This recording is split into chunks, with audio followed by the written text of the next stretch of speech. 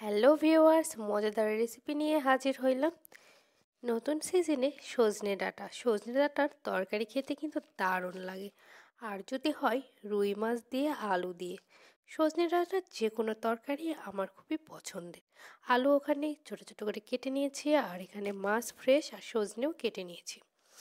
একদম টাটকা বাজার থেকে নিয়ে আসা রুই মাছগুলো নুন হলুদ দিয়ে ভালোভাবে মেখে ফ্রাই প্যানে তেল গরম হতেই দিয়ে দিয়েছি মাছ ভাজার জন্য। মাছগুলোকে উল্টিয়ে পাল্টিয়ে দুই পাশে ভালো করে লাল লাল করে ভেজে নিচ্ছি। মাছ ভাজা হয়ে গেছে, একটি পাত্রে উঠিয়ে নিব মাছগুলোকে। তো প্রথমেই বলে থাকি, নতুন বন্ধুদের জন্য অনেক অনেক ভালোবাসা ও শুভেচ্ছা, পুরাতন বন্ধুদের জন্য অনেক অনেক ভালোবাসা অভিনন্দন। তো মাছ ভাজার তেলেই দিয়ে দিয়েছি তেজপাতা আর কিছুটা পাঁচফোড়ন। এই রান্নায় আমি একটা মিষ্টি ফ্লেভারের জন্য প্লাস পাঁচফোড়ন দিয়েছি। তারপর দিয়েছি এরকম ছোট ছোট আলুগুলোকে ছিলে রাখা, সেগুলো দিয়ে দিয়েছি। দেওয়ার পর একটু লবণ আর স্বাদ মতো লবণ আর হলুদ গুঁড়ো দিয়ে দিয়ে দিয়েছি। দেওয়ার পরে ভালোভাবে একটু নাড়াচাড়া করে তেলে হালকা করে ভেজে নিচ্ছি। হালকাভাবে একটু নাড়াচাড়া করে ভেজে নিয়েছি। তারপর কিছুক্ষণের জন্য ঢাকনা দিয়ে ঢেকে ঢেকে এটাকে ভালো করে ভেজে নিব আলুগুলোকে। তো একটু পর পর ঢাকনা উঠিয়ে অনবরত নেড়ে চেড়ে এটাকে ভেজে নিচ্ছি। আবারও ঢাকনা দিয়ে বসিয়ে উল্টিয়ে পাল্টিয়ে আবারও ভেজে নিচ্ছি। এভাবে করতে করতে লাল করে ভেজে নিব আলুগুলোকে। তারপরে সজনে ডাঁটাগুলো দিয়ে দিব। সজনে ডাঁটা দেওয়ার পরে একটু নাড়াচাড়া করে এটাকেও হালকাভাবে একটু ভেজে নিলাম। সজনে ডাঁটা এমনিতেই সেদ্ধ হয়ে যাবে, আলাদা করে আর সেদ্ধ করতে হবে না। আলুর সাথে একটু হালকাভাবে ভেজে নিচ্ছি। তারপরে মশলাগুলোর যখন কষাবো এমনিতেই তখন সেদ্ধ হয়ে যাবে, মশলার যে গ্রেভিটা থাকবে। আদা জিরা পেস্টটা দিয়ে দিলাম। দেওয়ার পরে একটু নাড়াচাড়া করে মিক্সড করে নিলাম। তারপর দিয়ে দিব শুকনো লঙ্কার গুঁড়ো। তো শুকনো লঙ্কার গুঁড়ো দেওয়ার পরে মশলা ধুয়ে রাখা বাটির জলটা দিব, সেটা দেওয়ার কারণেই সজনে ডাঁটা এমনিতেই সিদ্ধ হয়ে যাবে।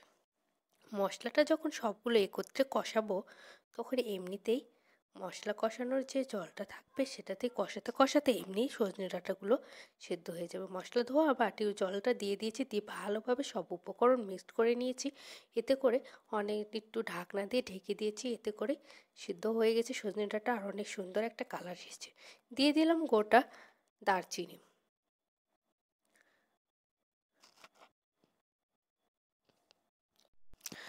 তো ভালোভাবে মশলাগুলো কষিয়ে নিচ্ছি, আর একটা স্টিলের এরকম হাতা দিয়ে আলুগুলোকে হালকাভাবে একটু ম্যাশ করে নিচ্ছি। সম্পূর্ণ আলু নয়, কিছুটা আলুগুলোকে আমি ম্যাশ করে নিচ্ছি। 1/3 ভাগ আমি আলুগুলোকে ম্যাশ করে নিচ্ছি। এতে করে তরকারির থিকনেসটাও সুন্দর আসবে আর খেতেও দারুণ একটা মজা লাগে। তো ভালোভাবে ভেঙে দেওয়ার পরে আমি আবারও হাতে দিয়ে নাড়াচাড়া করে এটাকে কষিয়ে নিচ্ছি। অনবরত কষানোর ফলে এখন জল দিয়ে দিব পরিমাণ মতো। ঝোলের জন্য জল দিয়ে দিব। তো জলটা দেওয়ার পরে ভালোভাবে একটু নাড়াচাড়া করে এটাকে মিক্সড করে নিচ্ছি, আর ফুটার অপেক্ষায় বসে আছি। এই তো ঝোলটা টকপক করে ফুটে উঠেছে, তখন আগে থেকে ভেজে রাখা মাছগুলো আমি দিয়ে দিচ্ছি। এই ফুটন্ত ঝোলের ভিতর এই ভেজে রাখা মাছগুলো দিয়ে ভালো করে আবারও ফুটিয়ে উঠলে গরম গরম নামিয়ে ফেলুন সজনে ডাঁটা আলু দিয়ে রুই মাছের তরকারি। খুবই সিম্পল রেসিপি, খেতে কিন্তু দারুণ লাগে। অবশ্যই এভাবে একদিন হলেও বাসায় ট্রাই করবেন, আশা করি ভালো লাগবে। নামিয়ে নিয়েছি সজনে ডাঁটা আলুর রুই মাছ দিয়ে তরকারি। সবাই পাশে থাকবেন, ভালো থাকবেন, সুস্থ থাকবেন, এই কামনাই করি। ধন্যবাদ।